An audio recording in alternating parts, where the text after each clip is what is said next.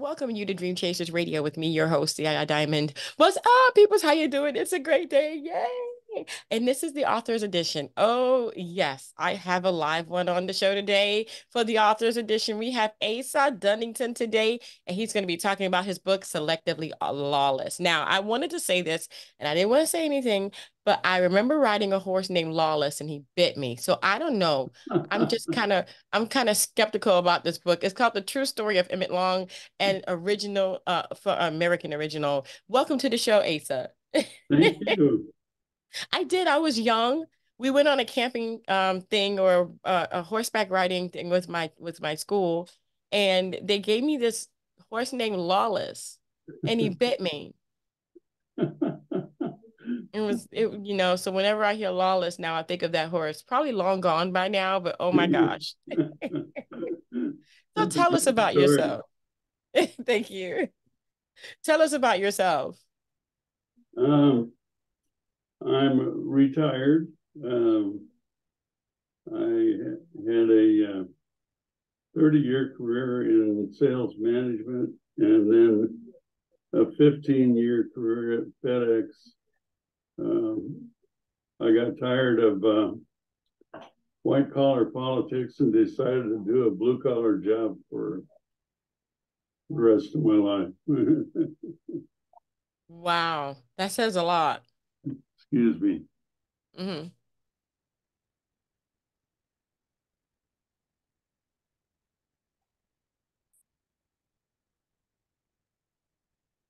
I'm sorry about that distraction. That's okay.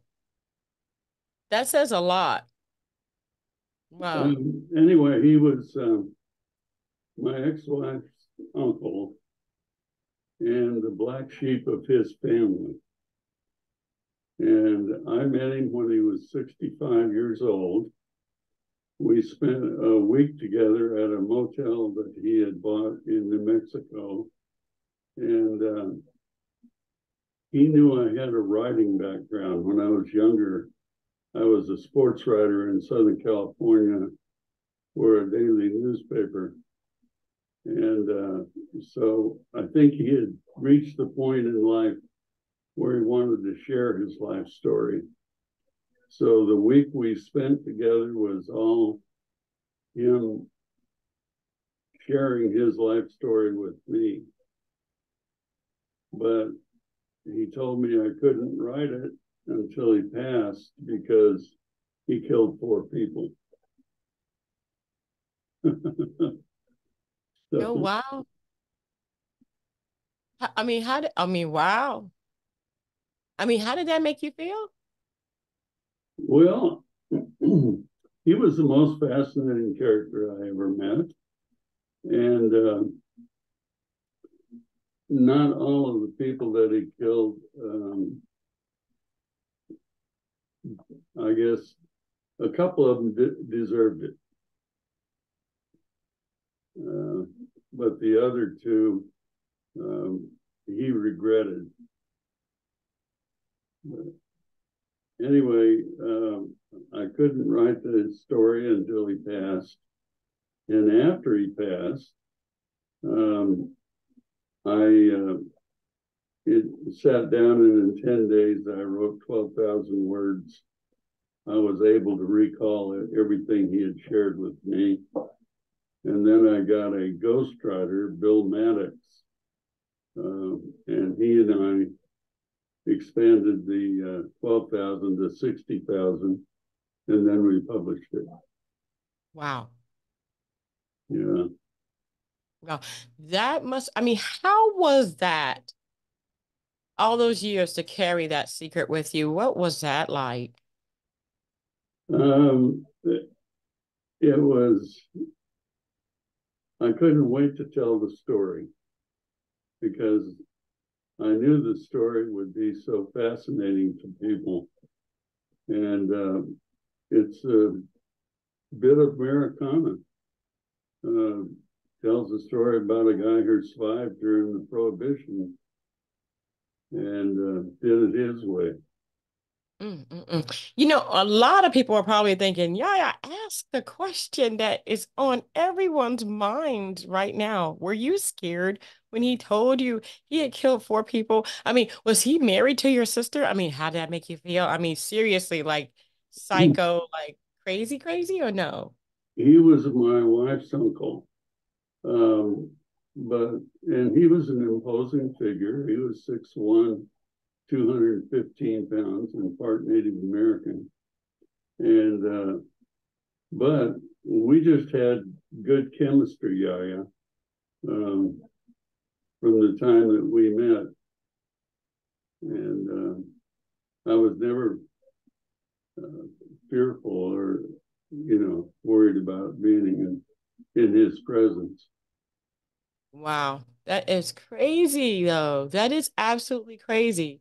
So let's get into the book because I mean, obviously this is a true story about him, Emmett Long. Tell us what we can expect just a little bit from the book because I mean, this is fascinating. He was the son of a lay minister and a sharecropper, and the family, to survive during those days, did a lot of fencing in the Southwest, in Oklahoma and Texas, and they did a lot of picking cotton. And he was on a cotton field with his family when he was 14 years old, and he told his brother, my ex-father-in-law, uh, I'm not picking cotton anymore. And he walked off the cotton field. Um, he had a cousin who was a card sharp. He went and spent a couple of weeks with her, and she taught him how to cheat at cards. And he used that skill to go on the road. And he returned to his family 18 months later with $18,000 and a brand new Buick Roadster. Wow. How many Wow. 14-year-olds could accomplish that? No, no, no. Wow. My goodness. He seems like he had a really interesting life. You know, the question remains, you holding that information and then giving it up at his passing, how did that feel for you? And did it feel criminal in any way? No. Um, Even though I know, that he had a past on the other side, if you will. I was, well, let me put it this way. Where he came from in Oklahoma, he grew up in Cache, Oklahoma, which is the Comanche headquarters. Um, and where he grew up, um, it was a link to the Old West. Mm. And I looked upon Emmett as a character out of the Old West because he bridged the way things were done in the Old West and managed to survive in bad times in Prohibition. Wow. Wow, wow, wow, wow. What a story. What a story. If you could go to the book and get out your favorite part, what would that be? My favorite part is in 1966, Caesar's Palace opened in Las Vegas. And Emmett got a call from Benny Binion, who owned the Horseshoe Club in Vegas. And Benny was linked to the mob, if you will. And he told Emmett, the mob's getting ready to open this casino. I think we can rip it off. And Emmett went to Las Vegas, checked into the Caesar's Palace when it opened. And the first night there, he won $25,000. But Emmett told me he never sat down to a table to play poker to play poker. He sat down to win. And so he was there for 2 weeks, Mm-hmm. accumulated $500,000. Wow. And the mob knew he was ripping them off. Uh-huh. And he knew that they wouldn't let him leave with the money. Ooh. But he got the money out of there and split it with Benny Binion. And so he got, oh my gosh. That is absolutely crazy. And the way he got it out of there, I'm not going to share with Of your course audience. not. Then you would be giving away the book. Yeah, I know. I'm not going to share that with you, but I'll just say this about Emmett. He was a good judge of character. He had good common sense, and he had guts. Hmm. He had to have had some guts now, I'm telling you. Oh my Yeah. goodness. This book is just getting juicier by the moment. I'm telling you. Oh my gosh. Asa, goodness gracious. So, what do you want people to get from this book as they read it?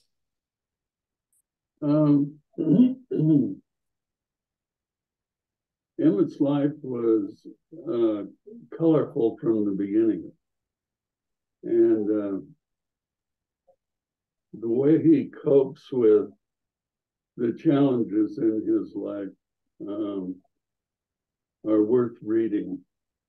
For example, um, he was a bootlegger and he was able to function free of the law in Oklahoma because he paid the Comanche Indians $1 a piece to vote for his sheriff.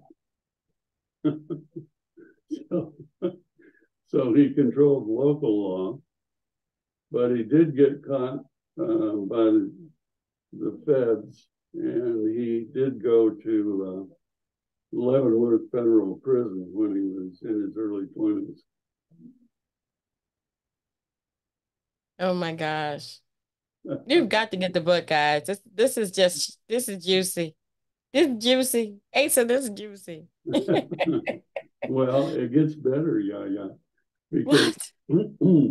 when he was in Leavenworth, he met William Hale.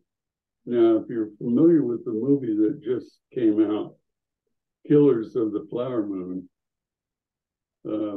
with Robert De Niro and Leonardo DiCaprio, Emmett met William Hale in Leavenworth. And Hale and he connected to the extent that Hale asked Emmett to help 7 prisoners escape from Leavenworth while he was there. Oh man. Oh man. This again. So if This Selectively is in the book. gets to be a movie, It it'll be has to be a movie. You kidding me? Is this in the book? it'll be a sequel to Killers of the Flower Moon. Oh my gosh. Asa. Oh man. Oh man, guys, we can't talk about this no more. You just got to go ahead and go get the book because this is just like what this. Asa, this could be a movie. I'm trying. Oh yes. Well, try harder. Okay. Goodness gracious. So, Asa, where can people find this juicy book? Well, my website is asadunnington.com. It's also on Amazon and Barnes and Noble. Awesome. Well, we're gonna have And the link in the I got description. 5 stars on Amazon Yes, I know. I see that. and 5 stars on Barnes and Noble.